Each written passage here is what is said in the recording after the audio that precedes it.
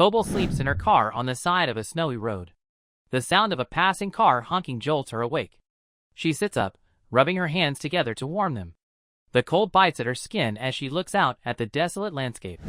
After a moment, she starts the car and begins driving, her face tense with determination. Mark heads to work, his mind preoccupied with his conversation with Koble the previous day. As he parks his car, he clicks a stopwatch on his wrist, timing his movements. He drops the stopwatch in his locker before stepping into the elevator, where he continues counting silently. Mark finishes making copies of Missing posters for Miss Casey, Mark's Audi's wife. He asks Dylan for help, but Dylan refuses, claiming he's. Helly expresses concern, but Mark warns her that Lumen is likely listening. Irving agrees, and before Helly leaves, she offers her support to Irving after his loss of Bert. Mark and Helly walk the halls together, prompting Helly to ask for a concrete plan. Mark believes his Audi will know what to do once they rescue his wife from Lumen. Their conversation is interrupted by a brief, flirtatious moment.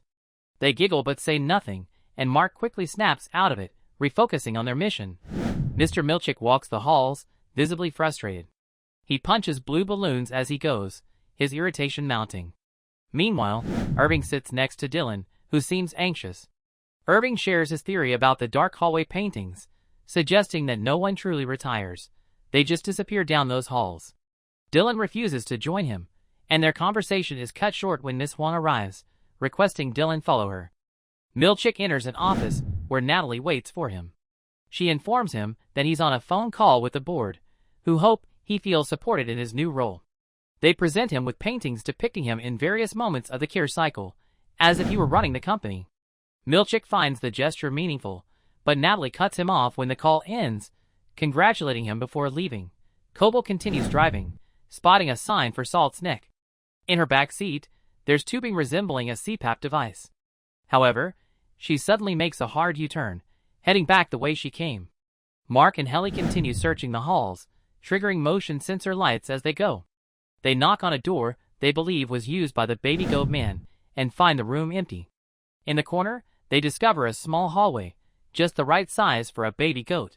They crawl on their hands and knees, avoiding goat turds, until they reach a doggy door, leading to a pasture of grazing goats. Unbeknownst to them, a figure dressed as a horned black goat watches from a hill. As they wander deeper into the field, Lorne rises from the other side, asking if they've come to kill her. Mark assures her they haven't, and she reveals they've found their way to Mammalian's Nurturable.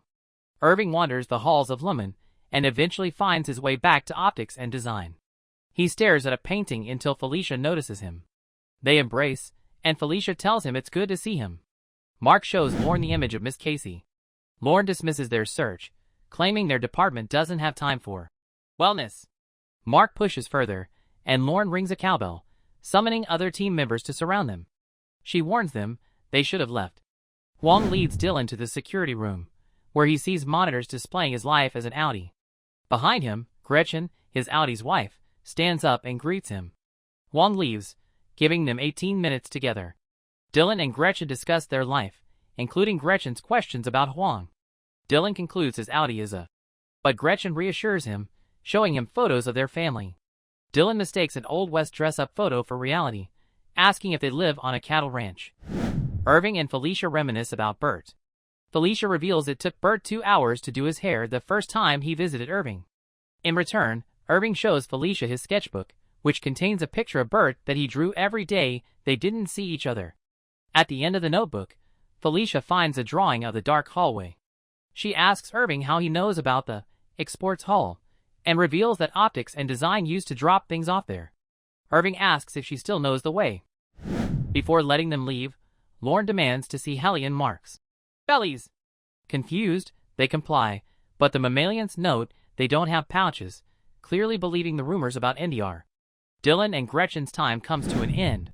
He promises to make her proud, but Gretchen tells him she's always been proud of him. She lets him slip before they part ways. Back at their house, Gretchen prepares for her night shift, reminding Dylan to help make cookies for their kids. Audi Dylan asks how the meeting with Any Dylan went, and Gretchen replies, "Good. Weird good, but good." At Devin's house, Natalie reads and discusses Rickon's new book. When Devin arrives, he introduces his wife to Natalie, but tension is immediately apparent. Devin asks how his book ended up on the severed floor, but Natalie deflects. Rickon reveals that Lemon wants to rewrite the book for an any version. Devin arrives at Mark's house, and they discuss Natalie's visit. They work together to construct a long exposure image for Mark. If the image sticks in his eyes for 2 minutes and 18 seconds, his innie might see the message. After the severed procedure flips control, Devin leaves, and Mark heads to a warehouse to test the device. At Lumen, Milchick completes his work for the day. He looks over the paintings of him, before storing them in a closet. Helly, returns to Lumen and notices Koble waiting nearby. Helen hands her briefcase to her driver and approaches Koble. Koble demands her return, including firing Milchick and taking back MDR. Helen reminds Koble that ego and arrogance are a problem and calls Natalie and the board for a meeting. As they walk back toward Lumen, Koble becomes spooked. Helen calls out to Harmony, but Koble keeps walking to her car and drives away. Mark continues his experiment in the car, but is startled when Rigabi appears outside. She scolds him for trying something so reckless and demands he let her into the car. Mark reveals what his innie said to his sister, and Rigabi admits she knew about the OT procedure. She tells Mark she saw Gemma alive, and the only way to get information in and out of Lumen is through reintegration. Mark agrees without hesitation. In a basement, Mark prepares for the procedure. Rigabi sets up the equipment and begins the process. When Mark's arm shakes uncontrollably, she restarts. To aid the reintegration, she asks him simple questions about his past.